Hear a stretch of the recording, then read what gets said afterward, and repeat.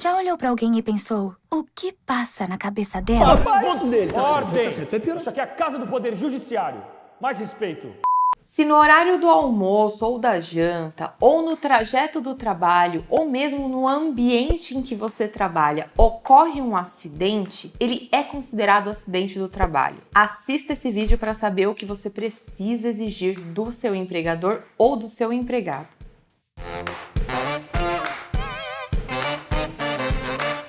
Olá, eu sou a Tabata e seja bem-vindo ao canal Você Entendeu Direito? Acidente do trabalho, ao contrário do que muitos pensam, não é só quando a pessoa acaba tendo uma lesão, uma doença decorrente daquela função que ela tem, por exemplo, um esforço repetitivo de quem digita muito.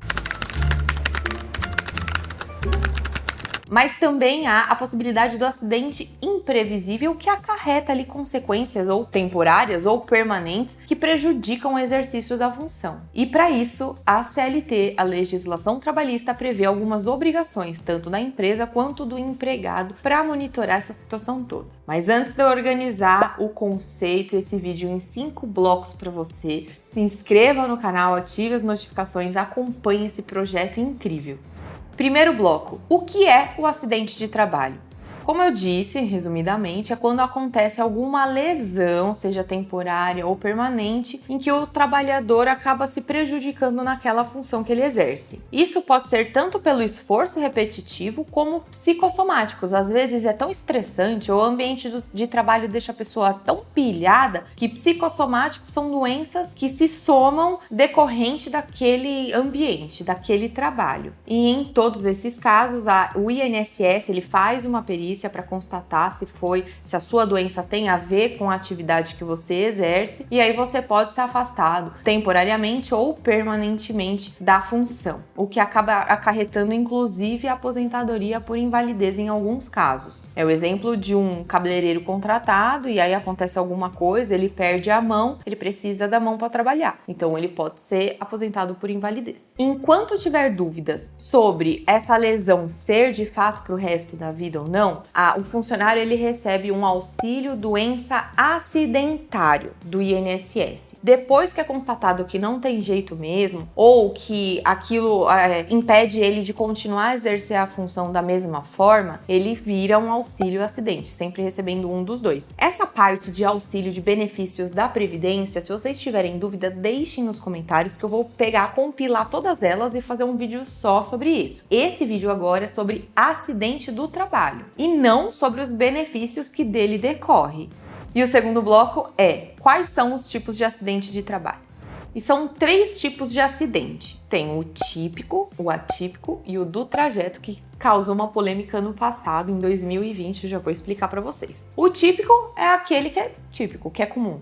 Acontece no ambiente de trabalho, aos arredores, é no exercício de fato da função. E ele tem a ver com ações como negligência, imprudência, imperícia, ou até mesmo por causas naturais, enchente, deslizamentos e afins. O atípico é quando a doença ela tem a ver com o exercício contínuo daquele trabalho ou que de alguma forma seja ligada ao ofício. Por exemplo, uma contaminação, a recepcionista, ela não é a enfermeira, mas ela é contaminada pela doença porque ela está num ambiente de trabalho hospitalar. Ou atos de agressão, ou uma doença que você pegou no seu intervalo do almoço no refeitório da empresa. Isso acontece no ambiente de trabalho, mas é atípico. E por fim, o do trajeto. Trajeto considera casa, trabalho, trabalho, casa, seja usando transporte público ou particular. Teve realmente uma época aí, em 2020, da MP 905, que é da carteira verde e amarelo, que deixou de ser obrigatório emitir o CAT, que eu já vou explicar para vocês o que é, para acidentes ocorridos no trajeto. E aí teve uma grande discussão, só que a MP já perdeu a vigência, já voltou tudo ao normal, então prevalece o que está na lei. E a lei prevê que trajetos de trabalho é o tempo de serviço isso e que sim, acidente ocorrido nesse interim entra como acidente do trabalho. Porque afinal, o empregado não estaria naquele momento, naquela hora, naquele lugar, se não fosse para ir ou voltar do trabalho. Mas lógico que isso vale para o momento em que o vídeo está sendo gravado. A gente sempre deixa a data de publicação na legenda, que é março de 2021. Pode ser que isso mude porque já veio a ser discutido. E também vocês têm que lembrar que trajeto que eu acabei de falar, empresa, casa,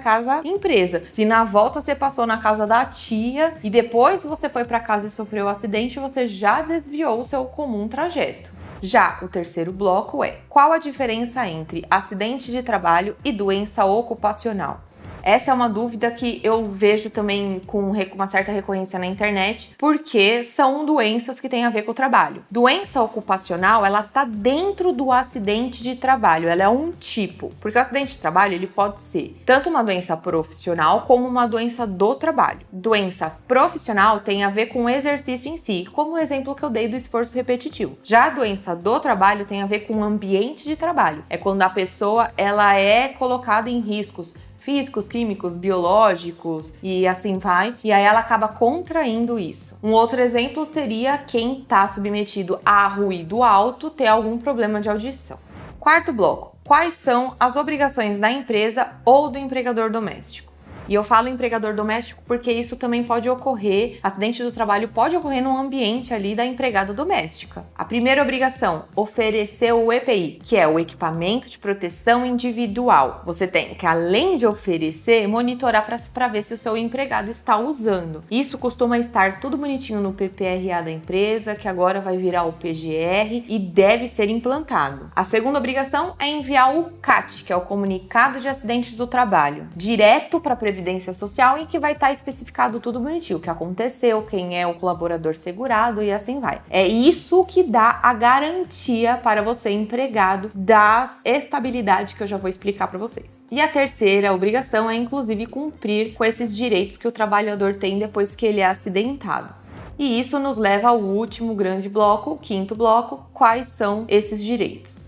O primeiro deles é a estabilidade. A partir da data que você retorna ao trabalho, você tem 12 meses de estabilidade. Significa que a empresa não pode te mandar embora. Se mandar embora, paga a indenização. O segundo direito é o afastamento remunerado. Nos primeiros 15 dias, a empresa paga, depois você recebe pelo INSS. O terceiro direito é o FGTS, que ainda que você esteja afastado, a empresa é obrigada a recolher como se você trabalhando estivesse. Ou seja, ainda que você esteja recebendo o benefício do INSS porque passou dos 15 dias de afastamento, a empresa precisa recolher o FGTS. Se você tem dúvida com base no que e como ela faz esse cálculo, a gente tem um vídeo sobre média de adicionais que vai te esclarecer tudo bonitinho. O quarto direito é a aposentadoria por invalidez, se for o caso da lesão permanente, ou até aposentadoria especial se te deu algum prejuízo ali, se te limitou algumas atividades. E nós também temos vídeos sobre a aposentadoria, vale a pena dar uma olhada. E por último, e a razão por eu ter feito esse vídeo é a respeito da pensão por morte, porque estamos num quadro de pandemia, de Covid, e tem o pessoal que trabalha na linha de frente, que é da área de saúde, que frequentemente é contaminado e aí acaba sim levando à morte eles também. Eles não são blindados do que infelizmente esse vírus tem feito. Então, no caso da pensão por morte do acidentado, a partir do momento que você faz o CAT, os herdeiros, os dependentes conseguem na Previdência Social da entrada. O que está acontecendo? Como em período de isolamento é 14 dias, as empresas não estavam fazendo o CAT para os empregados que contraíram Covid no ambiente de trabalho, porque trabalha na área de atividades essenciais, porque dizia que era menos de 15 dias, a empresa ia pagar mesmo, não precisaria afastar pelo INSS depois, então tá tudo certo. Mas como você já viu, o CAT te dá direito a tudo isso, estabilidade, aposentadoria e até pensão por morte no caso dos funcionários que falecem. Então, uma vez que o STF já reconheceu que Covid é uma doença do trabalho desde que contaminada no local, você precisa exigir o CAT, senão você não consegue pensão por morte. Se você for internado, se Deus quiser, em 14 dias você já voltou ao normal. Mas se não acontecer, se você vir a óbito, os seus dependentes têm garantida a pensão. Portanto, não é importante você saber só quais são os possíveis acidentes que podem acontecer, mas evitar que eles aconteçam, assim como dar todo o auxílio que o empregado precisa quando isso acontecer. E a gente no Instagram, tanto no meu perfil pessoal quanto no canal, a gente sobe ali algumas notícias, eu vou colocando algumas situações que a gente acompanha no nosso dia a dia. Vale a pena seguir a gente lá, assim como se inscrever no canal, compartilhe esse vídeo no grupo do trabalho. E claro, se você gostou, deixa o seu like, lembrando de se inscrever no canal, ativar as notificações, compartilhe o vídeo e até a próxima.